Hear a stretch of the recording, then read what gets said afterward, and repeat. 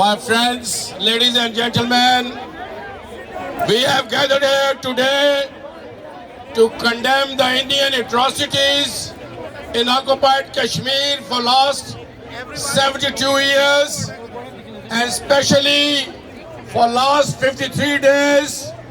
There is a curfew and occupied Kashmir is turned into a military cantonment and a big jail. But we salute to people of occupied Kashmir who are fighting 900,000 Indian troops.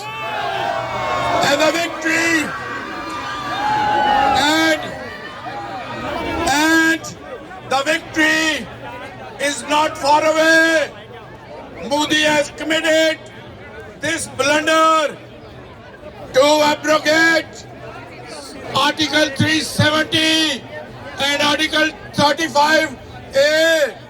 But now the international community is giving us support, and as you can see, it's not only Kashmiris here, it's not only Pakistanis here, it's all those people who believe in human dignity, who believe in social justice, who believe in human rights, who believe in right of self-determination.